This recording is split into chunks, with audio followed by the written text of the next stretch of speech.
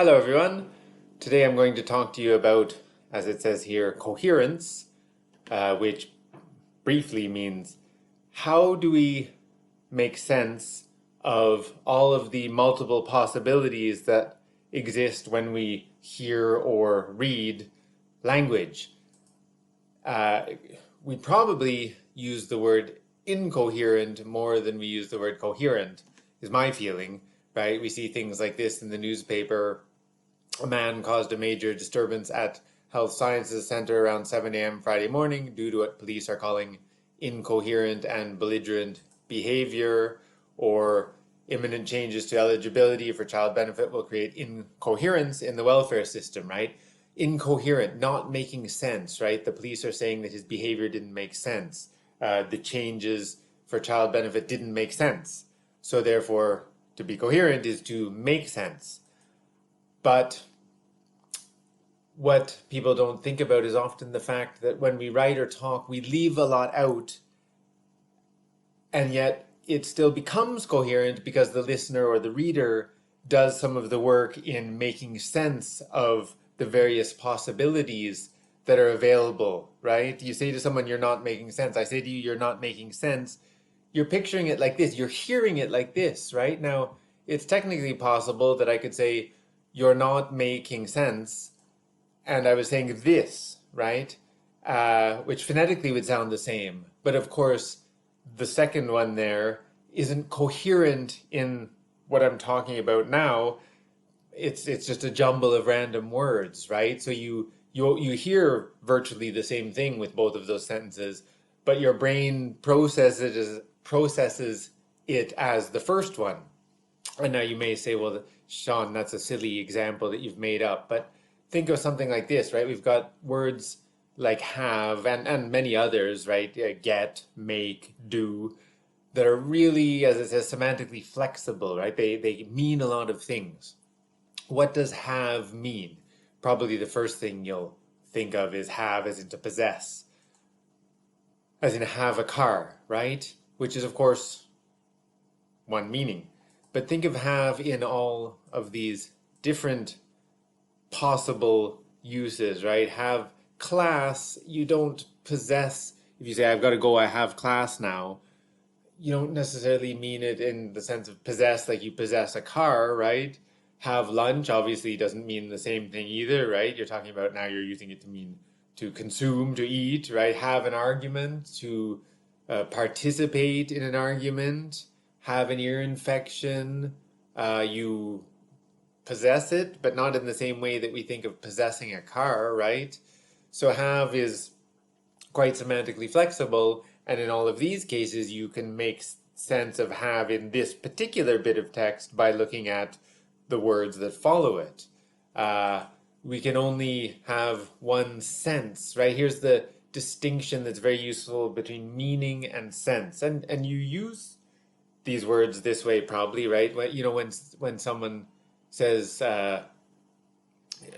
in what sense, right? In what sense do you mean, right? So have has many possible meanings, but in number 3, for example, it has the sense of eat. Have in number 4, again, has many possible meanings, but it has the sense of participate in an argument. We are, as I wrote here, constantly making sense. There's constant possibilities. What does she mean as I read her? What does he mean as I listen to him? And we constantly have to be making what we hear coherent, making sense of the many possible meanings of the text that we hear and read. This is famously relied on in a film called, well, I'll leave the title for a minute, right? If you hear someone say, I'm having an old friend for dinner, probably you would picture that as I'm having here as meaning hosting, right? I'm hosting an old friend for dinner. But if you hear it in a film uttered by a guy who looks like this, and you're familiar with the context of the film, with the story in the film, you realize that he's saying, I'm going to eat an old friend for dinner because he's a cannibal, right? And so that sense making in that film is, this is, as far as I recall, the final line of the film. It leaves you with a chill because the person that that this guy says it to thinks of it as I'm going to host an old friend for dinner, and the audience are left with a chilling sense of foreboding that he's going to eat that person. We often have more than just the words then. In that case, you have the context, right? You're familiar with having seen that man as a killer and a cannibal. Pronunciation helps resolve it sometimes. I think this is a reasonably well-known example where the pronunciation would resolve the ambiguity, right? Did they feed meat to her dog, or did they feed dog meat to her? That would alternately come out as they fed her dog meat, or they fed her dog meat. You just reading it, of course, if you just read it, you're going to have a natural inclination to say that it means they fed meat to her dog. And that's perfectly natural because you're relying on general knowledge of context. Dogs eat meat. We generally don't feed dog meat to her, assuming her is a person, right? So that's fine that you have a general inclination to prefer one of the at least two possible senses here. But of course, the pronunciation would make the sense unambiguous. If someone said they fed her dog meat, then you'd know that was the meant sense in this particular bit of text. So what the psychologists tell us is that we make things coherent by relying on our schematic knowledge, right? That as we grow and learn, we develop a schema, a plan. Like the schematic means the plan, right? The schematic for the ceiling wiring, the plan for the ceiling wiring. So as you grow and learn, you learn that, for example, egg, as we see in the center of here, that when you hear the word egg, it activates your schematic knowledge of egg and leads to you becoming aware of all of these other things that you know about eggs, right? And you know some things about eggs, like what they're made of, let's say that they have delicate shells and so on. But you also know that eggs have connections to food and that they're eaten by many people, fried or boiled or scrambled, like in the bottom, what for me is the bottom left. I forget if it's the same for you or not while you're watching this. And that they come in different colors, brown and white and so on. And all the things to do with the biology of eggs, that they come from birds, and birds have wings and so on, but then of course lizards as well, things like that, right? So when you hear schema, either spoken by me or when you're reading about coherence, this is what is meant, right? That assuming that when you talk to people, you will make assumptions about their schematic knowledge based on who they are, based on their age, based on where you are, and that you'll therefore skip over things, right? That you can say, oh, I need eggs. You might say to your spouse, your partner, your friend, we need some eggs. And she or he might say, oh, I'll go to the store. And you won't say, why wouldn't you go to a farm? Because you're aware of the fact that, well, eggs do come from chickens and chickens are typically on farms. But of course, for most of us, the primary schematic interpretation of I need eggs, I'll go to the store, because for most of us, that's where we get eggs, right? Going to the farm would be possible. If we were living on a farm and someone said we need eggs, you might then say, oh, I'll go out to the coop, the chicken coop, right? So you can have a primary interpretation based on your schematic knowledge, but that's shaped by your immediate contextual knowledge as well. Where are you? Who are you? Think of how you interpret this example from Kahneman. Fred's parents arrived late. The caterers were expected soon. Fred was angry. This doesn't say what relates the first sentence to the second, and especially to the third, right? It assumes that you have the knowledge to make sense of this yourself. Presumably you can see the connection between arriving late and anger, but none of that is said here, right? You're making some sort of connection that, okay, Fred's parents arrived late. What do I generally know? Well, people generally disapprove of lateness, right? Lateness is generally a bad thing. The caterers were expected soon. Okay, what do I know about catering? Catering is providing food, but most of us, unless you're a rich person. Most of us, catering is reserved for special occasions, weddings, graduation, other sort of religious ceremonies. Catering is a rare thing. It's for special things. Lateness combined with special events is even worse than general lateness, right? So then we see the link to the anger, that the lateness combined with the special catering event is more likely to lead to anger. But of course, a lot of that is left out, but you can make sense of it. You can make it coherent because of your schematic knowledge of lateness and of catering and of anger. You're able to interpret this successfully. And interpret is the word that's often used. That there are, I didn't say it earlier, but if I asked you about I'm going to have lunch, you're probably interpreting have as meaning eat there. So you could say you're making sense of have as meaning eat, have lunch, or you could say you're interpreting have as meaning eat. If I just ask you, what does have mean? You could say, well, it has many senses. You could say it's uninterpretable without more text, without more context, right? In other words, I'm trying to trick you. If I said, what does have mean? You could say, well, I can't really tell you. I could give you a list of meanings, but I can't tell you what it means here without knowing more. After spending a day exploring beautiful sights in the crowded streets of New York, Jane discovered her wallet was missing. Now, what's interesting about this in terms of schematic knowledge and in terms of making things coherent is that an experiment that Canahan reports on, didn't do it himself, but reports on, is that if people are read this sentence, right? This is read to people as a little thing to remember, right? After spending a day exploring beautiful sights in the crowded streets of New York, Jane discovered her wallet was missing. If people are asked about this some days later, it seems like people, in order to make it coherent, they insert information into this that is not actually here. So if they're asked a few days later, they say, oh yeah, Jane's wallet was stolen in New York. Now, it doesn't say stolen here, but people have a general schematic knowledge of crime and wallets going missing and cities, and New York being a particularly big city.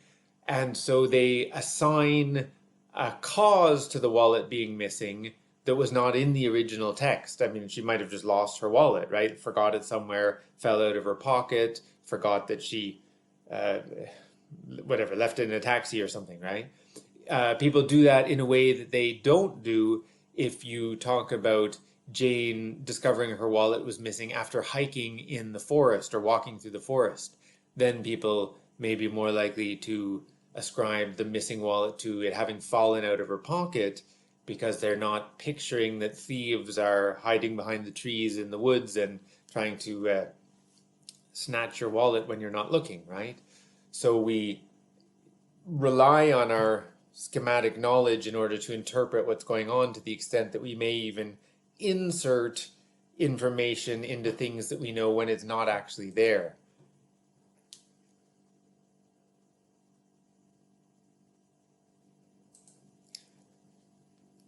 Here's an elephant who you may notice is wearing shoes. This is a little joke that Canadian children know of as elephant shoes. Read my lips when I say it.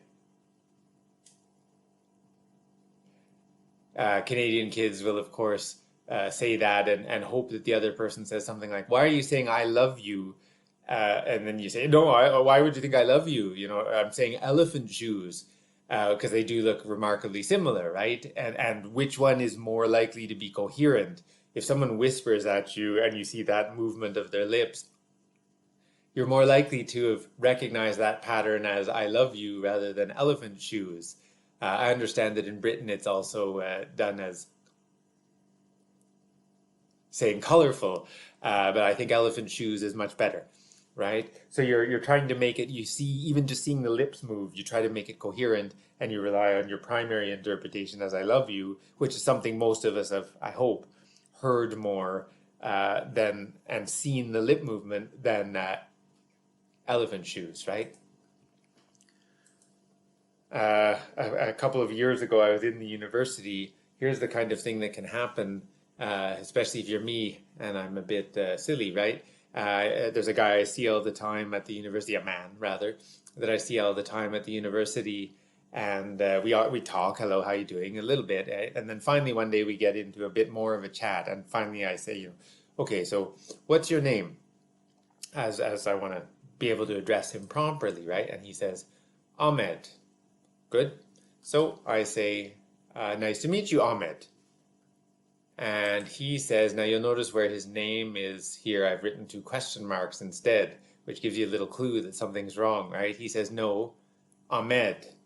Ah, so I start to think, okay, so this is a stress pattern, Ahmed versus Ahmed, and I also think to myself, he doesn't really look like an Ahmed. He looks like maybe a white British person who might not normally be named Ahmed or Ahmed, but people can be named whatever they want, whatever their parents name them, of course. So I try again. Ah, Ahmed. Sorry. Now he really looks at me like I've got a problem. No. Ahmed. And then it finally becomes coherent to me. Oh, I'm Ed. Ed. Now, in my defense, I think you could do this yourself, right? You can quite easily pronounce, with a certain type of London accent, you can pronounce Ed, which was what he meant to say. I am named Ed. You can pronounce Ahmed in a way that makes it also sound like just saying the name Ahmed. Here we had two possible meanings to Ahmed. Only one of them made sense to him. Only one of them would allow the conversation to proceed properly. I chose the wrong. I made sense of that bit of sound in the wrong way for the conversation to proceed. And as I said, I think you can make that work, right? Try it. Don't just go thinking, Sean, you've got a listening problem. I think you can make those sound quite similar, as happened to me. And then Ed said, nice to meet you, but he never talked to me again, right? And why would he? Okay, so coherence is studying coherence is the study of how we make sense of language when there are these multiple possibilities available at all times, right? Ahmed had two possible meanings, only one sense allowed the conversation to continue properly. So meaning refers to what a word or words, phrase, clause. Meaning refers to what a word or words might possibly signify in any text, while sense refers to what the word signifies in the text we are looking at or listening to. The people who wrote this, who I'll show you a quotation next, they were primarily talking about written texts, but there's absolutely no reason that we can't apply what they said to spoken text, lectures, conversations, and so on. I won't read it to you, but you can pause in order to read what Beaugrand and Dressler said.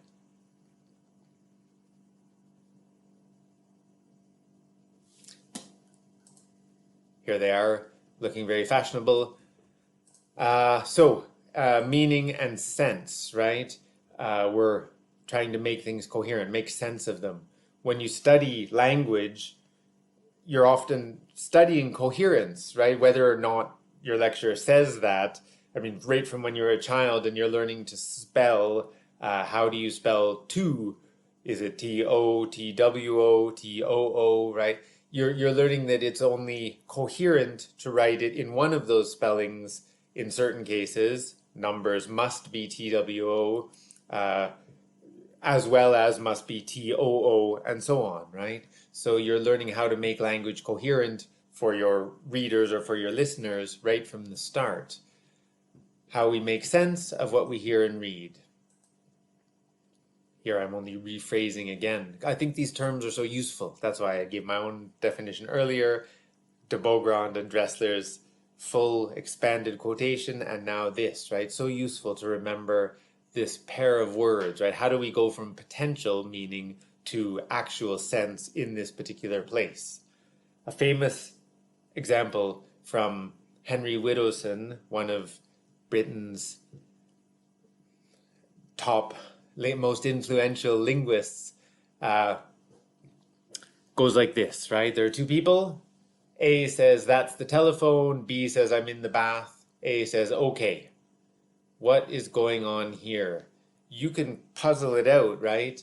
Or actually, it's probably not even a puzzle. This will make sense to you, but it doesn't have any cohesion. In other words, the individual lines don't seem to stick together by themselves. If we just look at the words, that's the telephone, and I'm in the bath. Where is the connection between the words? What do telephones have to do with baths? Why would someone be pointing out the telephone? But of course, you make this coherent, despite it not seeming cohesive. By cohesive, I just mean the actual individual links between the words, right? There are not really any links between the words unless we think about people's schematic knowledge and how their awareness of how the world works helps them interpret this, right? That's the telephone. Do you walk around saying that's the ceiling, that's the wall, just pointing at things randomly? Well, not randomly, but just pointing at things and saying that there they are, that's the wall, that's the wall, that's the ceiling, that's the door? Probably not, right? Usually you'd make such a declaration when it's particularly significant to do so at the moment. That's the telephone, we all realize, probably means that's the ringing of the telephone, that there's something about the telephone now that causes it to be worth saying that's the. And so that ringing is the thing that would probably cause someone to say that's the telephone, because we schematically, we know that's what telephones do, they ring, right? Now, how do we link that to the second line? That's the telephone. So in other words, that's the telephone ringing. That's probably interpreted by B as that's the telephone ringing. Okay, you've said that. Why would you, A, say that to me, B? Something has to be done about the ringing, answer it, and the answering has to be done reasonably quickly or it will stop ringing and we'll miss the call. Okay, so you point out that the telephone is ringing in order to get me then probably to do it. Because if you, A, were going to do it, you wouldn't have to say anything. You could walk to the phone and just answer it. So we all know that B is probably interpreting this as that's the telephone ringing, and ringing means it should be answered, and if it's not answered soon, the caller will hang up. And I would answer it myself without saying any of this if I could, but I can't. So therefore I'm asking, will you answer the telephone? How does B respond to all that? B says, I'm in the bath. Now, we all know that those words appear to mean one thing, but really what they mean, I won't go through the whole thing again, right? But we know that B means something like, I'm in the bath, and presumably thus the bath is too far from the telephone to answer it without getting out of the bath. And getting out of the bath would involve getting dry and dressed, probably, in order to go and answer the telephone. And getting dry and dressed would take some time. And by that point, the caller would have hung up and therefore will have missed the call. So no, I can't answer the phone, which is what you were really asking me in the first line when you said that's the telephone, right? And A must be seeing it that way because A answers okay. So really what these people are saying is completely different from what they mean, right? A is saying answer the telephone, B is saying I can't, you answer it, and A says okay, I'll answer it.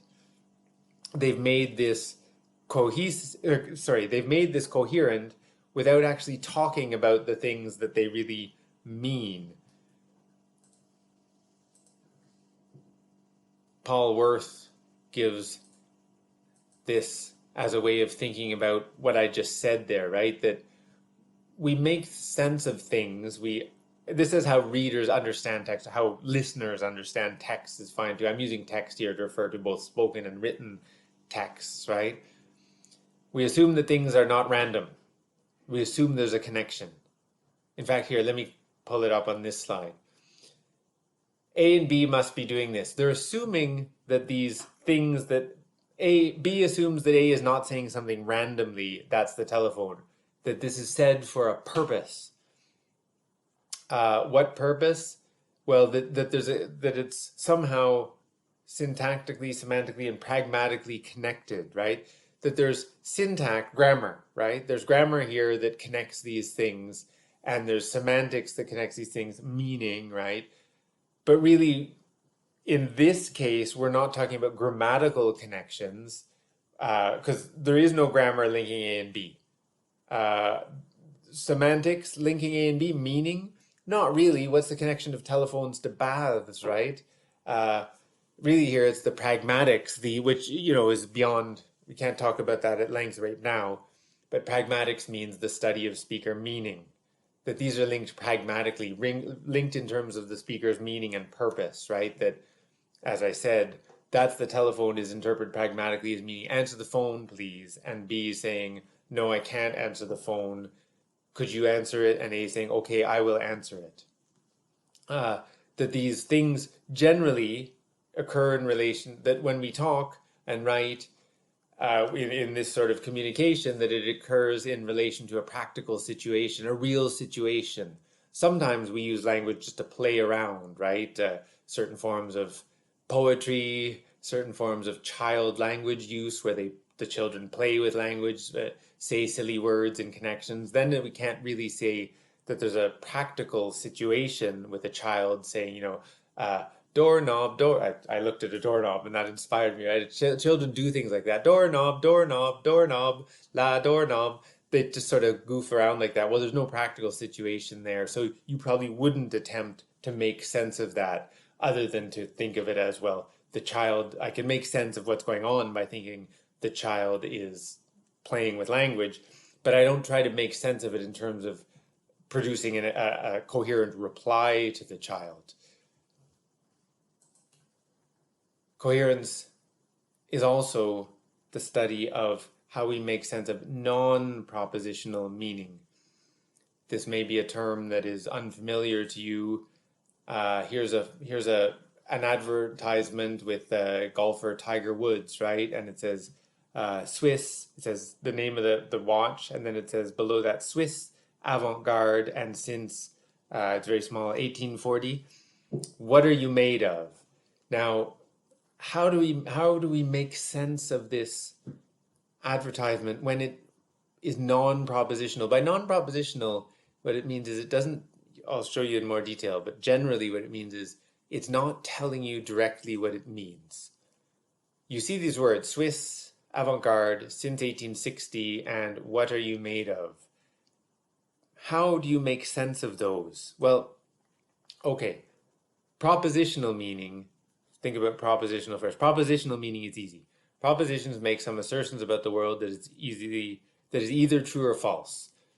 Propositions are declarative clauses and only declarative clauses, right? Someone says he is going to work. That's a proposition. The person's telling you something. It's very obvious what you're being told. Now, it doesn't mean it's true. It may be true or false, but it's obvious what you're being told, right? Something is being asserted about the world. A proposition is being made about the world. Similarly here, she is thinking about work. Declaratives are propositions. It means that they're either true or false. That's the easy way to think. Can you say true or false? Yes, then it's a proposition. Or is it a declarative? Yes, it's a proposition. And we can interpret those quite easily, right? We know what the meaning of those is. I know what you're trying to tell me when you declare something. It's non-propositionals that are more problematic. Is he going to work? You can't say that sentence is true or false. You can answer it yes or no, but you can't say that it's true or false, the sentence on its own, right? Or work harder, true, work harder, false. It doesn't work, right? What do you mean when you say, is he going to work in terms of trying to teach me something, let's say? I can't be as clear about that as when you tell me he's going to work. The information you're giving to me is not as clear. Or with something like work harder, or with even just a phrase like roadworks, right? We may make some interpretation as given below here. Someone may say, is he going to work? And it's like, is he going to start work now? Is he going to get started? He should be doing it. And work harder seems to imply, and therefore you'll make more money, you'll do well on the test, whatever. Roadworks, you see a sign that says roadworks, you assume it means there are roadworks being done now. but not as clearly as if it said there are roadworks being done now. Because think of, if you saw that sign, roadworks, but it was in a different place, right? If you saw a roadwork sign in the middle of a field, you wouldn't try to make it coherent. You'd look around and say, oh, I guess someone dropped this sign here, or as a joke, they moved it from the road to the middle of the field. You wouldn't attempt to make it coherent. So what you have with Tiger Woods, these are all non-propositional. It doesn't tell you exactly what the writer in this case wants you to know. How are you to make sense of Swiss? How do you make sense of avant-garde? What do you do here? Well, you know what an advertisement, as a genre, an advertisement is designed to sell you something. It's designed to be positive about the product that it's trying to sell you. So your default setting here, your default stance is probably that these are good things. So you see Swiss, and even if you don't know anything about Switzerland, you probably still assume this is meant to be taken as a good thing. But if in fact you do know about Switzerland, you'll know that, okay, it means Swiss means of Switzerland, but you know that as these connotations of high tech, reliable, right? That people talk about Swiss watches and Swiss chocolate and other Swiss things these are taken as signs of quality.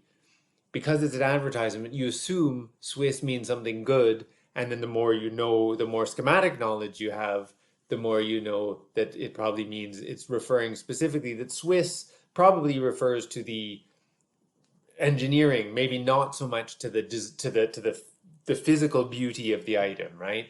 It's not to say that Swiss things can't look good, but Swiss has that non-propositional meaning of good engineering, reliable. And similarly I skipped it, but similarly for since 1860, probably that's supposed to be a good thing. So, okay, that must mean that they've been around for a long time, so they've been successful, so I can trust their product, right? Avant-garde, well, sometimes avant-garde is good, sometimes avant-garde is bad.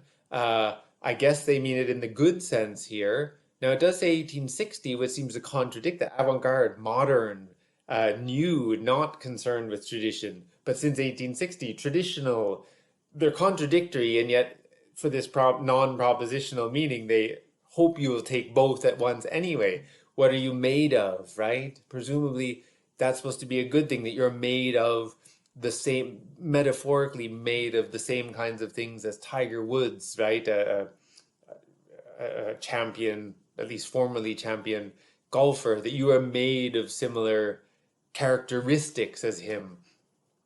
But none of that is said directly, right? You've got to make sense of that yourself. New and improved, right? Advertisements are often non-propositional. New and improved. Is new always good? Not always. Some changes are bad, right? But of course, in an advertisement for a new product or for a new version of the product, you are of course supposed to take that as meaning new means good here, right? Feel the sound, right? What are you supposed to do here? Feel the sound. True, false, right? Presumably you make sense of that by the sound. If you can feel it, it must be big, because it's got to be actually enough sound to move things. The actual waveforms have to be big enough that it actually shakes the room or something, and so you're going to get that big sound and look the part, act the part. All of these things are not propositional. If it was propositional, it would just say, this is a good shirt, you will look nice in it. This is a good old iPod, MP3 player. It has high quality music. They don't do that, right? Often because they can't, because they can get in trouble with, they meaning advertisers, can get in trouble with advertising standards if they say things that can be shown to be not true. So they have to be careful. So instead of saying things that can be proven to be true or false, they say things that sound good, but where the ultimate interpretation is up to the reader or listener, right? Every little helps at Tesco, every little what, right? Every little bit of quality, every little saving, every little efficiency in terms of service. Which one of these helps? Well, every little one helps, but you, the buyer, can choose which one most suits you. Are you worried about quality or price or time, right? other ways, a few other ways that we make sense, right? Genre, coherence, and some more about schema. Genre is reasonably simple, right? That you're used to certain types of language, certain generic language events, certain speeches, plays, novels, science fiction novels, romance novels, right? Lectures. You're certain these are all genres in the linguistic sense. You're used to thinking about a genre as making sense in a certain way. Here's a very obvious one, right? As soon as you hear Once Upon a Time, you'll immediately, that'll open your schematic knowledge of the following story. You'll start to expect other types of information in a story like that. That'll help you interpret everything as you go along in a way that is coherent. Similarly for this, right? As soon as you hear these two, knock, knock, who's there, you can immediately predict what's going to happen next. Now, those are very obvious examples. Once Upon a Time and Knock Knock. Those are real, very strong genre markers that allow you to say, aha, I know what kind of thing this is. It's not always that simple, but it still happens, right? I mean, if I talk about the genre of newspapers, you immediately have some awareness that, okay, I don't know the topic of a newspaper, but I know it's going to be news. And what does news mean? Well, things that happened recently and things that happened recently that are important to many people, right? Some things that are important to you aren't news for the newspaper. So you immediately start thinking about these things as somehow helping you, right? That not news is new, as in, and new meaning very recent, what happened yesterday, right? News as being important to many, news as being timely in the sense that news is about topics that already are in under discussion, and so on. And with schema, back to a few more examples of schematic knowledge, refers to things like this, right? Which, well, you can read it, but I'll come to it in a little more detail because I think I color coded it on the next slide, on the next page, right? Uh, with regards to genre, Once Upon a Time helps you predict that there may be something like this. You're not surprised. And in fact, other things might be somewhat incoherent, right? If it didn't, Once Upon a Time, if it didn't have dragons and magic and stuff, you might think either the Once Upon a Time was incoherent or that, well, it doesn't sound like a fairy tale, but I guess it will turn into one, right? Once upon a time, a man was walking down the road and he found a banana. And be like, well, that doesn't sound like a fairy tale, but it started with Once Upon a Time, so I'm going to try to help. My brain's going to try to help me make this coherent by assuming it's a fairy tale. Uh, knock, knock, who's there? You can predict that it's going to be something like boo, right? Try it. Knock, knock, who's there? Boo, boo hoo, don't cry, it's only a joke. Uh, the genre coherence helps with knowing the genre helps with making it coherent. More elaborate examples, right? Think of this, right? What would be coherent in a self-introduction? You meet someone and you're introducing yourself. Uh, what kind of things do you say? You have certain feelings about what you talk about, right? This kind of stuff is the things that are make sense, that allow the conversation, the introduction to progress coherently. Uh, some or other of these, not that you have to do all of these, but these are the kind of things that come up, right? These are not the kinds of things that probably come up the first time you talk to someone. If they immediately started talking about their addictions or something, you think, oh, that's kind of unusual. That doesn't seem to make sense. Why are you telling me? Do you think I'm a counselor? If they started to talk about their salary and how much money they make, you meant this doesn't make sense. Are you bragging to me for some reason? Why is this happening? Right? You'd have that feeling that it's not right, that is not coherent. Why is she saying that? Why is he saying that? Uh, I should always point out that cultural variables will affect this. For example, salary is one, money is one that's markedly different around the world, where British people may be very reluctant to talk about money and salary with anyone other than, family and close friends. Other places are much more likely to do so. And of course, if we think of culture not in the national sense, but culture in the sense of what do certain groups of people do habitually.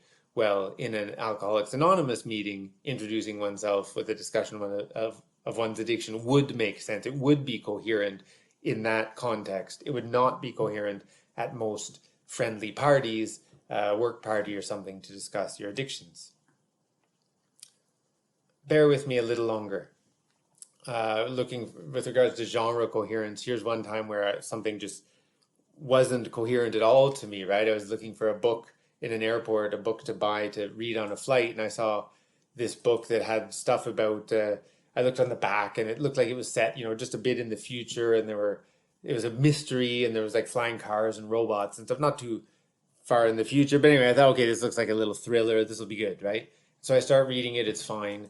And then not great. And then suddenly I was noticing there was a lot of stuff like this. We lay there both naked. I knew I had to have her and have her now. Without being a word being spoken, I managed to. And I saw enough of these. What am I reading here? What it didn't seem to make sense with the genre. I thought I was reading a science fiction novel.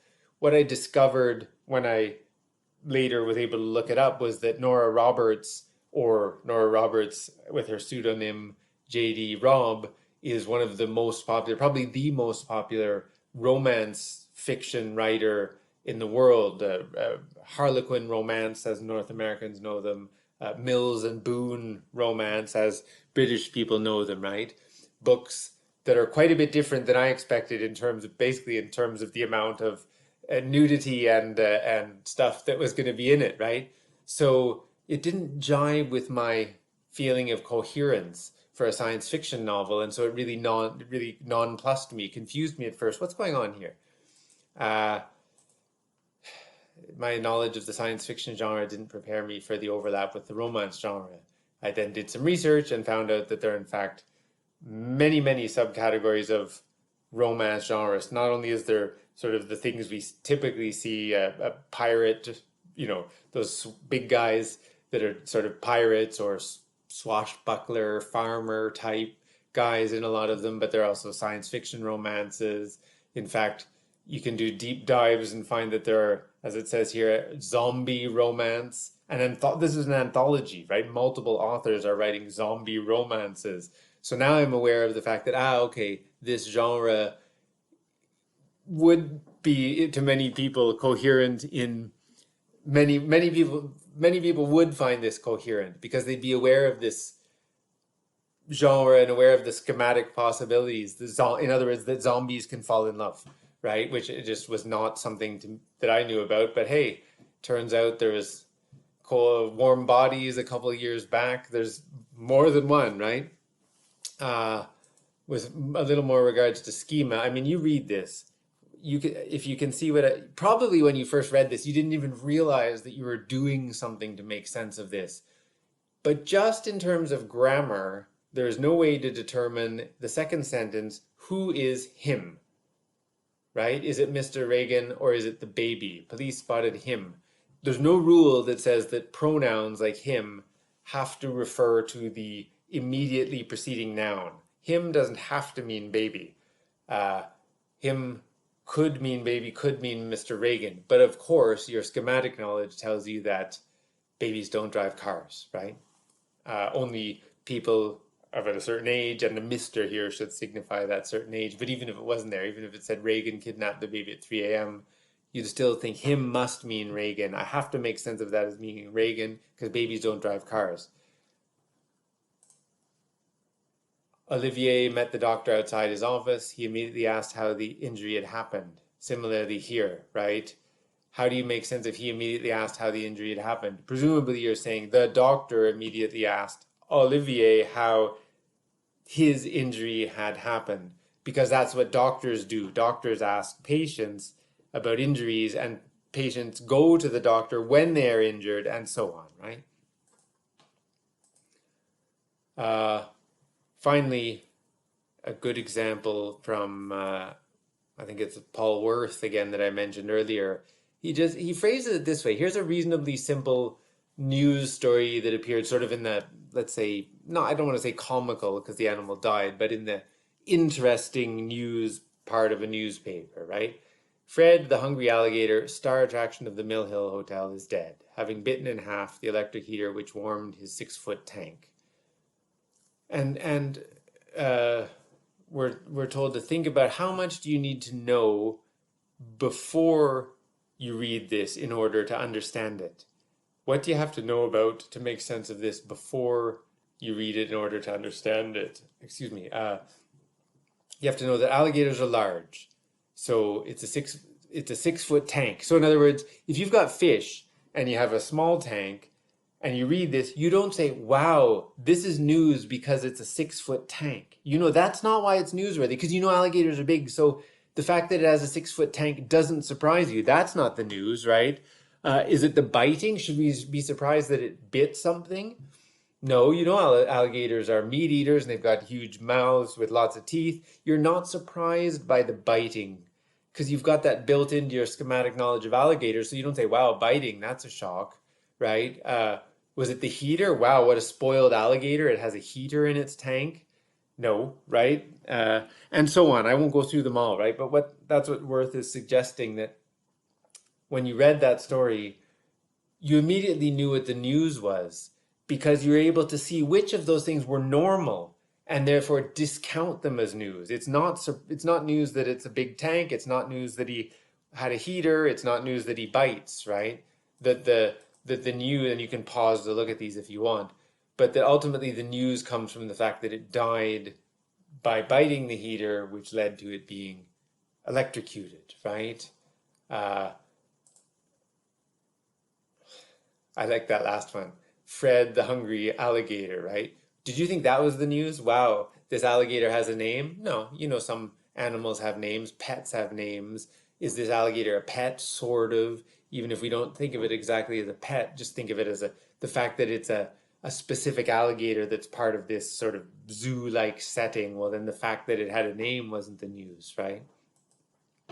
You relied on all of that to make this coherent and to figure out what the news was in this case.